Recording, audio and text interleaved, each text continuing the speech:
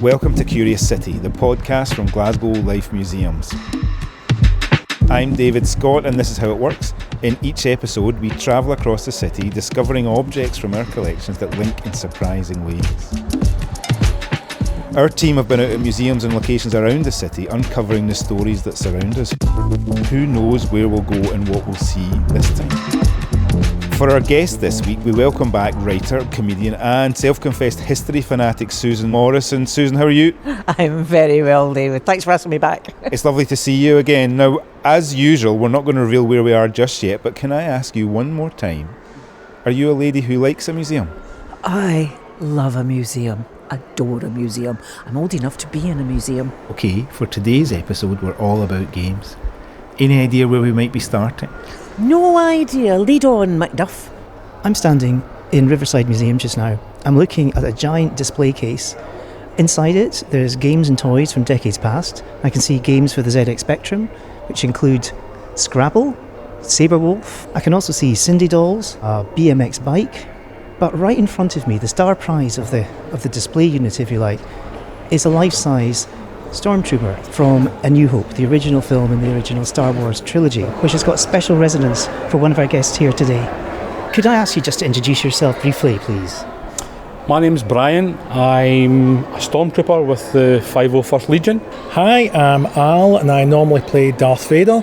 Hi, I'm Lynn. I'm a Jawa and a TIE pilot with the 501st Legion. Could you maybe just tell us a little bit about the Legion and more about the background of it, please? 501st was formed 25 years ago and it's the biggest charity Star Wars costuming club in the world. Given the range of characters in the Star Wars world, how did you find your character? How did you choose it? Well, Darth Vader is the main man, if you like, and I always admired, is that a bad word to say about Darth Vader? Possibly, but yes, I always admired Darth Vader, so I was always going to be Darth Vader. I've got a lot of costumes, but that's the one I always go to. When I was 8, I saw Star Wars A New Hope. As soon as the Stormtroopers burst into the screen, I was taken by the white armour. If you cut me through the middle, like there's a picture of a Stormtrooper, it's like a sticky Blackpool rock. For me, it's just being a mischievous Jawa. You can get away with all sorts of things that you wouldn't necessarily get away with in your normal life. It's just a different side of you. How do you feel when you get inside the costume? Powerful. You do go into character. You really do go into character. And I think you have to go into character to make it believable. You just let yourself go and you're in character. You can do whatever you want. What's the most common sort of question people will have for you or reaction when you're in character? Children will either love you, come up and give you a high five, or they'll run off. It's a bit odd when an adult will run off, scared. But they do all the time, and sometimes even cry when they see you. And it's amazing the effect that it has on middle-aged men by turning them into 5-year-olds again. Yes. Yeah. The most magical thing is when you've got a kid that comes up and just gives you a hug. Oh, yeah. I mean, it's fantastic. They actually, some of them think this is a creature, like there's not a human being in there, which is great because that's what you want to portray. What does it feel like when the costume comes off? Literally, steam comes out of your collar. There's sweat on the outside. It's like a huge relief when you come out of costume. And the amount of prescription medication that's flying about, everybody's popping Nurofen, it's mad. When the costume's off, how do you look after it? How do you preserve it? What's the process? You know how they keep going on about the Forth Road Bridge, how when you finish painting it, you start again? Well, that's what almost all our costumes are like. They break, constantly. So you think you build it and that's you done, but no, you're constantly working on it. Vader has fiberglass parts, and they're always cracking. Or falling off, like took before last, shoulder fell off, constantly repairing things, or improving things, but mainly repairing. Finally, what's your favourite film?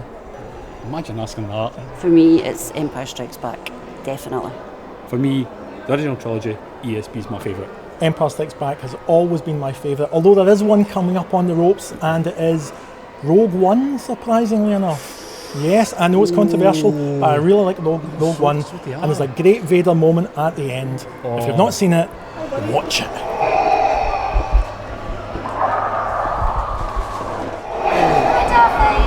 Hello, little one.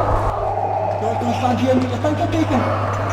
Thank you, young one. I mean, they start off by being scared, then they come round and they're holding hands, high-fiving. It's brilliant.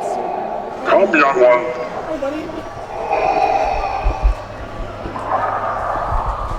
Perhaps you can hear some rather loud breathing right beside me. I've got Lord Vader right beside me. How are you finding Riverside Museum this morning, Lord Vader? I find it splendid. I'm also joined with Imperial Stormtrooper. Yes, sir. How are you finding it here today? Very interesting. I love the industrial side, as Lord Vader himself is part mechanical. Thank you, Trooper. You're welcome, my lord. Is there anybody you've got your eye on today who's not been behaving particularly well? I am here, and I will see these children. They are enjoying themselves far too much. Well, I don't know about them, but I'm pretty frightened right now. You should be, little man. So since we've got you both here just now, you're both the bad guys in the films. How does that feel to be one of the bad ones? No, we are the good guys. Duly elected by the Senate. Those other ones, it's propaganda. You know this to be true, young man. I stand corrected and slightly frightened. Good. Thank you. Do we get to play now? Yes? Thank you, gentlemen. And now this one. I see you looking, little one. A curious one we have here. Susan, we had a lot of fun with those guys when they were here. Of course, the Stormtrooper and a whole bunch of Star Wars toys are here on display at Riverside. Susan, you a Star Wars fan? I can watch it, but only as long as Harrison Ford's in the scene. What's the appeal? Of Harrison Ford? Oh, come on. But I liked Star Wars because it made science fiction look just more believable than it had been before. In a world far, far away, it was quite exciting to watch. So, yeah, I do like it, actually. I'm going to have to admit that. But also the thing, of course, that I really liked about it was Princess Leia, who basically knows what's going on when the guys don't. It was a brilliant bit where they're supposed to be rescuing her and she has to rescue them. I fell in love with the film at that point. But the thing about the Star Wars films that struck me then was it was the very first time we'd seen professionally made, licensed, good merchandise that looked like the stuff that was on the screen, and it stormed the toy shops. People were collecting it. People were stopping kids playing with it because they wanted them to stay pristine. It was the first time I'd really seen it on that scale, and to me that was exciting. Okay, so we're standing in front of Riverside Stormtrooper in what we call our toy shop display. Our next object, and Alan mentioned it earlier, is a ZX Spectrum. A home computer from the 1980s, and this isn't just any old ZX Spectrum. This one was actually mine. My dad bought it for our family in 1983-84. It had a long and a happy life with us. We played it right into the 1990s, what we called computer games. We played on them. The Spectrum, the Commodore, the BBC Micro. In the 1980s, these home computers exploded in the UK. Susan, did you have one at home? Yes, I did. My now husband, but he went to, of all places, the only place you could buy a computer, Debenham's department store. It was in the basement. And he went downstairs and he got one of these things, he brought it home, and he was programming on it and playing games. What did having a home computer mean? Did people know what they were? No, not really. There was the home computer. But people didn't immediately see that one day it was going to be an office computer. We didn't really understand that this technology was going to seep into absolutely every part of our lives. It was astonishing how slowly office environments realised this was going to change our world completely. So yes, a home computer stayed a home computer for a very long time until one day we realised, oh, we could make our jobs easier if we use one of these. Yes, you could make your job easier, but it also means you're out of a job. Okay, fun and games. Next, we're leaving Riverside and we're heading over to Nits Hill to the Glasgow Museum's Resource Centre. As you'll know, there are hundreds of thousands of objects from our collection in storage there. With so many objects to choose from, it was a tough call.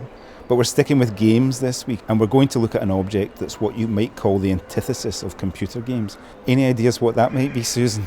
Oh, I can imagine skipping ropes and balls against the wall. Whack, whack, whack. Let's find out. I'm standing here in the Paper Conservation Studio at Glasgow Museum's Resource Centre, and I've been joined by Dr Joe Meacock to have a look at a painting called Children Playing by Joan Airdley. Thanks for joining us today, Joe. Firstly, can you tell us a little bit about yourself, and also what is a Paper Conservation Studio used for? Thanks, Michael. So I'm the curator of British art at Glasgow Museum, so I'm responsible for painting, sculpture, works on paper, that is watercolours, drawings, prints, pastels, from a date range of 1600 to 1960, so I'm delighted that Ardley just fits into that. So yeah, as you said, we're standing in the paper conservation studio, and that's where our paper conservator Anne Evans, who's sitting over there, works, and she will bring works on paper here to look at closely under special lighting, maybe under magnification. She'll be able to advise about the condition of an artwork and maybe treat it if required for display or exhibition or loan. So moving on to the painting, can you tell us a bit about the piece and its creator, Joan Ardley? She's often described as a Scottish artist and definitely claimed by Glaswegians, but she wasn't actually Scottish. She was born in West Sussex and she moved up to Scotland at the outbreak of World War II. And she started going to Glasgow School of Art in 1940. She really flourished. Her abilities were recognised by her tutor, Hugh Adam Crawford, but it was while she was at Glasgow School of Art that she started making little forays out into the East End and sketching the area around there. And she got to know local families and the kids out playing on the streets, which is what we can see here. What specifically about this painting grabbed your attention? Well, I thought it was the perfect artwork to discuss in the context of thinking about play. Because if you look closely, you'll see that it's full of lots of different activities, kids having fun and playing. So there's a couple of kids playing hopscotch, you'll see at the side there. There's a little boy, he's pulling a wooden cart. There's a girl skipping, I think she's also got a doll in her hands. There's a huddle of children on the ground, possibly playing marbles. But it's full of exuberance and life and animation, and it's all about childhood spent on the streets, in the back courts amongst the washing. You can see a washing line there with all the washing hung out. We've got these really bold, vibrant colours, blues, reds, yellows, primary colours. So you spoke there about the real vibrant blue in the painting. Is there a significance to that colour? Actually, yes, because when Ardley went to Italy in 1948 to 49, she was really taken with the frescoes of Giotto that she saw in the Reina Chapel in Padua. The brilliant ultramarine blue that Giotto used to suggest heaven and preciousness. She came back to Glasgow and took this into the East End of Glasgow to Townhead, and as she was painting the streets, the children of Townhead, she introduces this wonderful blue, which is not naturalistic at all, but it gives a real kind of aura to the scene. You've spoke there about the theme of play can be seen in many of Joan's paintings. Is there a reason for this? Well, I think Ardley was attracted to kids. She was attracted to their life and their movement, their animation. They never stop, they're always moving. And there's a certain playfulness actually in Ardley's work itself. But actually, probably more often, she shows a very different kind of childhood. She shows a childhood where older siblings had to look after their younger brothers and sisters, particularly the girls, and it was a kind of preparation for them for adulthood. And there's a whole series of works by Ardley that show older girls with babies in their arms, very tender images actually, and also pushing prams. And we're in the conservation paper studio here at Glasgow Museum's Resource Centre. I'm just interested in how it makes you feel being able to get so close to artwork. It must be a real thrill for you. Nothing beats seeing a work of art firsthand. It's great that many of our images are now online and you can see them from the comfort of your own home, and that's brilliant. But nothing beats coming up and looking closely, because when I came into the conservation studio this afternoon to look at this work, even though I've seen this work so many times, I still felt excited by seeing it again and really taken by the colour. It grabs you, and here you get a real sense of Townhead and East End of Glasgow. Well, it's been really fascinating to learn more about the painting and also the women behind it. Thanks so much for joining us today, Jo.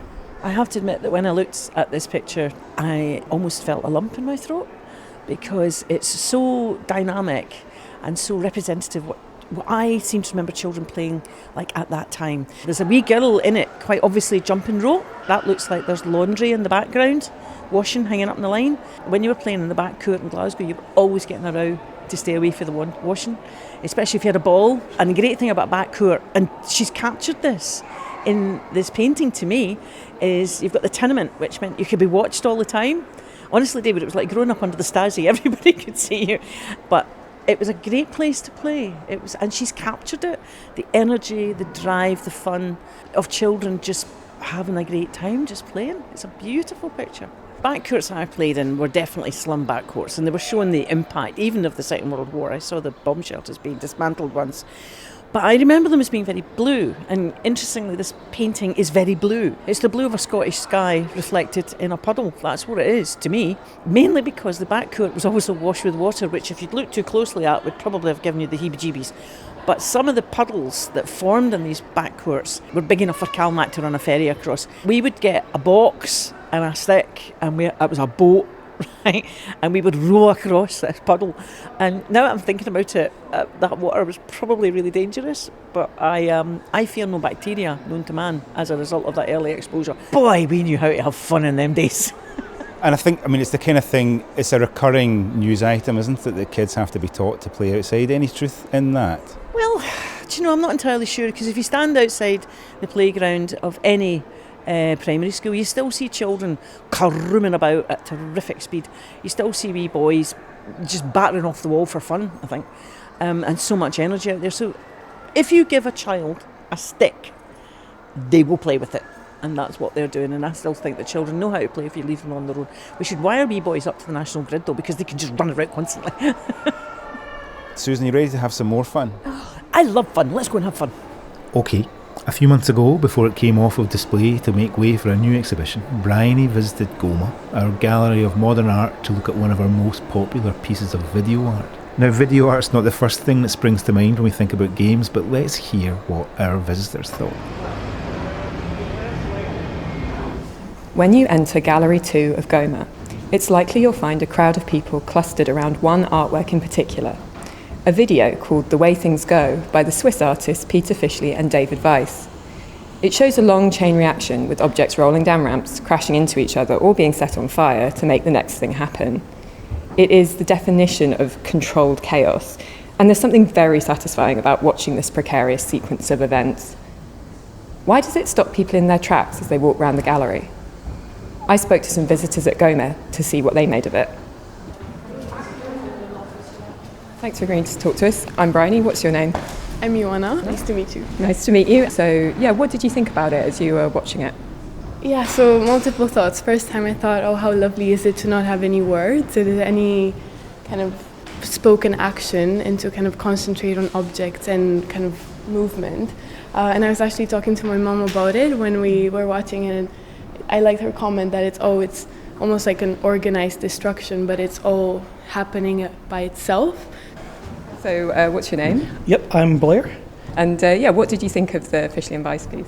Well, it's really interesting seeing that as like an original piece, because it's like been imitated so many times as well. You kind of take it for granted, and then you see the original creativity. You know, it's been like culturally appropriated later on by things like the Hyundai adverts and everything that ends up looking so commercial. Of actually seeing the original version of it, it seems more relatable again. Yeah, that's interesting. Why do you say it's relatable? You can see the thought process going on there. It's maybe not as polished and has that kind of more playful element. Has a sense of humour to it as well, but maybe it would have been removed in the sense of making everything just smooth and inconsumable. I think it kind of sums up both human creativity and potential, as well as just the general chaos that we have to put up with, and it does kind of reflect life in that way. My name's Yana. Hi Yana. What did you think of it when you watched it? Very confusing. I don't think I have the artist in me to fully understand it or appreciate, or I don't have the context behind it. So it's very confusing, and that's it for me. I don't get it. That's fine. Hi, yes, so can I take your name? Jane. Great, hi Jane. So what did you think of the film? Absolutely fascinating, absolutely lovely. Yeah. Great. What do you like about it? Why do you think it's fascinating? I think it's fascinating because the absolute precision that's required, but the use of all the weird old bits and pieces, the step ladders, the old paint roller, and occasionally it goes backwards rather than forwards. And there's one little bit in the park that I've seen where there's a puff of air comes out of a cardboard box, and that sets the whole world in motion, and I just thought that was fabulous. You saw the very end of it there, yeah. Which not everyone makes it to the end. So what do you think of how it finishes? I suppose it goes out quietly. It's life. You run along and you run through things, and things may or may not happen. So I'm here with Irene, who's one of the gallery assistants here at Goma. So, Irene, what do you think of it personally? I love it. It's so good. It's the whole domino effect, and it grasps everybody's attention. Most popular thing in Gallery 2, in fact, probably in the whole gallery, without a doubt. It keeps kids amused for a good wee while. Lets parents one at a time go for a wander about and do whatever. So, yeah, there's always a crowd standing there, always a crowd there. Why do you think it's so fascinating for people?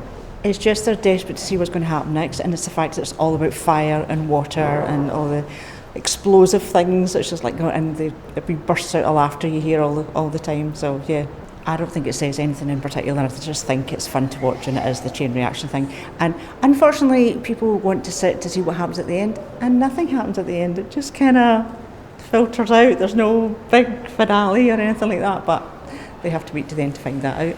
How do people react, or do people look disappointed if they do stay to the end? No, not really, because the whole thing is fun, so they just enjoy it. They just really enjoy it. Susan, we've just watched the piece. Any thoughts? Yes. Now, this is going to sound really odd, but this reminded me of my dad and the paddle steamer Waverley, because my dad had very stern views about what art was. And it wasn't anything in the Museum of Modern Art, that's for sure. To him, it was the beauty of something like a piston engine moving. So when you go on the Waverley, you can stand right next to the engines. And I remember him standing and saying to me, that's art, that is art, that is. And weirdly enough, this piece reminds me of that, because it's the precision of it. Things click, fall, bump, blow up, light, fire. It's like watching engineering, beautiful engineering. It's like looking at... I really love it. Now, apparently people watch it over and over again. I would probably do that. Watch it just because there's something really soothing about it. Whoever these people are, could they just not organise the whole world? Because it all seems to work very, very well. The way things go, what might that tell us about the piece? Well, the way things go, there's a couple of answers to that, and a couple of ways of looking at the question, isn't it? How does this ship work? Well, this is the way things go, right? How does life go? Well, this is the way life goes. Although I have to say, this piece of art moves a lot more smoothly than my life has ever done. But the way things go, there's a lovely shrug to it as well. Like, this is the way things go. So there's no point in worrying about anything, is there? Because it's all going to work out in the end. Even the wee bits that you think won't. There's a bit where it goes on fire, and I went, and there's another bit where it doesn't move properly, or I think it doesn't move properly, but it does. And then it all works out in the end. So that's how my things go.